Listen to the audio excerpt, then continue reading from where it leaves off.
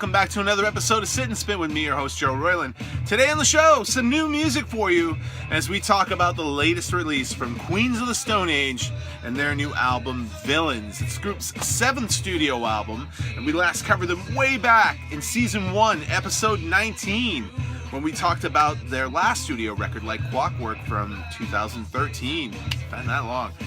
The band was formed in the late 90s out of the dissolution of former desert rockers Caius, and over the years they've had a bit of a shifting lineup, but there's been some constants to the band, notably band founder Josh Homme on lead vocals, guitar, and piano, and the rest of the band is pretty much solidified over the last few albums, being Troy Van Leeuwen on guitar, keyboards, and backing vocals, Dean Fertita on keyboards, guitar, and percussion, Michael Schumann on bass and keyboards, and John Theodore on drums. Along the years, they've had just other such notaries as Dave Grohl, Mark Ronson, and Elaine Johannes has also been members of the group on and off. But it's been 4 years since Like Clockwork, and between this new album, Villains, and 2 since Homme and Fertita's collaboration with Iggy Pop on his last record, Post-Pop Depression, which was more a group effort than so much more than just an Iggy Pop solo album, but we're going to get to that, how it plays. It's fitting, this new album by Queens of the Stone Age, that the last project Josh worked on was Iggy Pop record, because with this record, we're going to talk about it in a minute, but there's a reason we're wearing a David Bowie shirt. We'll get to that in a minute. But with this record, Homme said that he wanted to shake things up a bit so that the band would not be static sounding. He wanted to confound expectations, and he wanted to make a record that he said would move you both on, like an emotional and spiritual level, move around you as far as the sound of it, and make you want to move as well in kind of a dance method. And to that end, he enlisted a rather inspired choice of producer in one Mark Ronson, guitarist and producer, a guy mostly known for working with the likes of Amy Winehouse, Bruno Mars, and other pop acts. So a rather unexpected choice, but definitely if you want to shake things up, that's kind of the thing you want to do. And straight off the bat, I'm going to tell you, he succeeded with this record. The album opens with the track Feet Don't Fail Me Now, which is the song you're hearing right now, the title of which came from Iggy Pop, and Josh said that it was nearly the 10th track on Post-Pop Depression, but it wasn't, and they saved it for this. It opens with a lengthy pulsing instrumental that sounds like the score to some post-apocalyptic sci-fi film. It also rather reminds me of David Bowie's Diamond Dogs in that sense as well. And to be fair, there's quite a bit of channeling of David Bowie going on throughout this album. Usually it's vocally, sometimes it's just the songs and the music, the way that they're arranged and paced, or sometimes even the instrumentation. There's a guitar solo on this track too that very much sounds like a Robert Fripp style guitar solo. Now, whether that was by design or default, I don't know. Could just be some of Iggy, who was very much a Bowie collaborator, rubbing off on him, having just worked with Iggy, as I was saying earlier. Or just that this is the first thing that Josh has done by himself artistically since Bowie's passing. But either way, man, it works. It definitely, I don't know if it was something he was doing intentionally or unintentionally or subconsciously, but it absolutely works on this record, and it props up here and again. It's not totally, but there's definitely some Bowie channeling going on this record.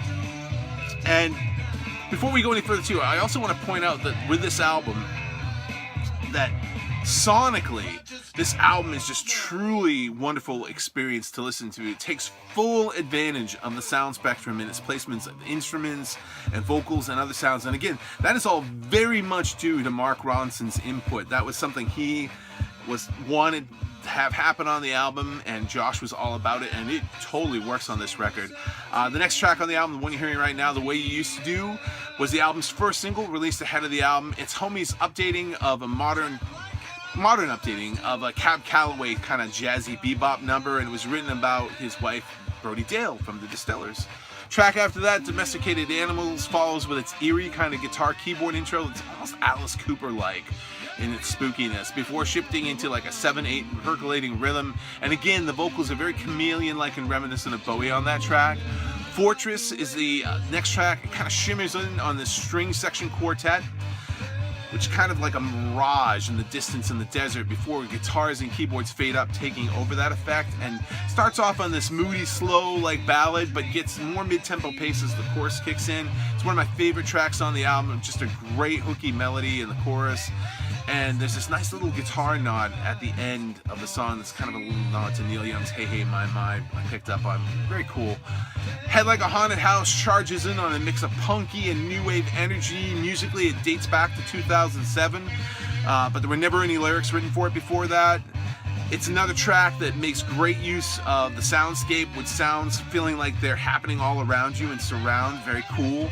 Unreborn Again is another track that intros on some very 80s sci-fi sounding keyboards, a la kind of the Stranger Things theme music, before exploding into big power chords with this kind of odd, picky, plucky, twangy guitar riff that's happening in the background that may sound a little somewhat familiar to you, but it'll really pay off to you when the song gets to the second verse and you hear a full-on line quote from the Georgia Satellites, "Keep Your Hands to Yourself," and then I'm like, that's where I know that from.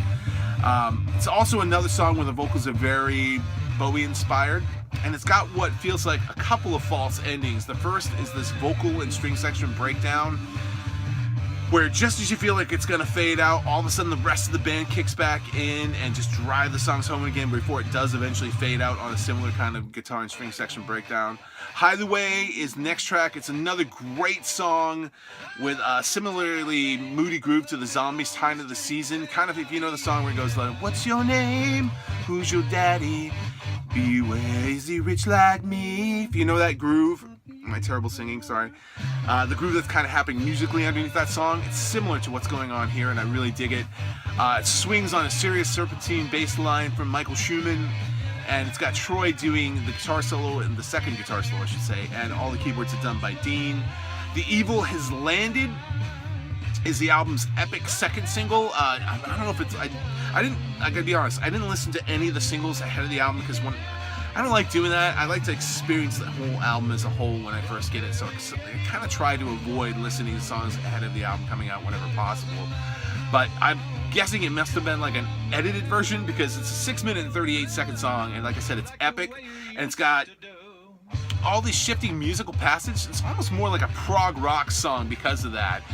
The very Zeppelin-like fuzzed-out guitar riff dates back 15 years, but again, Josh never found a use for it before now. There's several awesome guitar solos that also, again, take effect of being panned left or right in the sound field, depending on which one's being played or when they happen in the song. And there's, again, just like Unreborn Again, has a false ending where right around the 5:06 mark, where you feel like the song's just about to end, but there's this little Sisora vocal, and then it just kicks back into the super fully charged assault rocker to close out the track. And then the album itself ends on the track Villains of Circumstances, kind of like the de facto title track, which, much as with Like Clockwork, closes out the album on an initially somber, slow-paced ballad, but like Fortress, the song kind of picks up, gets a little bit more mid-tempo again when it gets into the choruses, and then kind of fades back into the ether of slowness in the verses. What was I going to say? The bass line on that song, sorry about that, lost my track of thought. The bass line on that song is kind of a slowed down version of the one that's found in Lou Reed's Walk on the Wild Side from his 1972 album Transformer, which, wouldn't you know it, was an album that was produced by David Bowie and guitarist Mark Ronson, who has, other than his last name being the same, has no relation to Mark Ronson. They just share the same last name and skill set of being guitarists and producers. Who would know? Strange coincidence, but kind of freaking true. But all in all, though, just freaking superb album from Queens of the Stone Age. Just knocked me out. Like I said, didn't get to listen to it right away. It came out the weekend I was in the Nashville Rock and Pod Expo, so I didn't even get a chance to pick it up until like almost a week later. And then another week or so went by, and it was kind of staring at me, and I just hadn't had the time to sit down and give it the time of day. But this week I finally had a chance to do that, and was just, as I talked about on Facebook, was just blown away by how awesome this record is. Do yourselves a favor, go out and pick it up. I'm probably going to have to buy the vinyl version of it now because it just sounds so great. I can't wait to hear it on that format. As usual with Queens of the Stone Age, they do a couple of vinyl versions of the album. They do a typical 33 and a third version, and they also do a 45 RPM version for better sound. Those ones tend to be a bit more pricier, which is usually why I opt just to buy the CD first to see if I'm going to like it all in all. But spectacular new album, Villains from Queens of the Stone Age, out now. Go out and check it out. You won't be disappointed, I don't think, at all. Great triumph for Josh Homme and Queens, and as far as I'm concerned, man, you did the right thing hiring Mark Ronson for this album. I don't know if you ever use him again, but for this record, completely works and another home run in my book. That's the show for this week. Next week, we'll have, hopefully, another new record from a band with some ties to Queens of the Stone Age. If not that, it's going to be, depending on if it arrives or not, it's going to be not a reissue, but some music from a band that was never previously issued before. And I'm looking forward to checking that one out, too. I've heard really rough demos of the songs before, but I've never heard some, hopefully will be much better sounding versions of them, but we'll get to that when that one comes out. Until then, take it easy, and thanks for tuning in. We'll see you next time on Sit and Spin.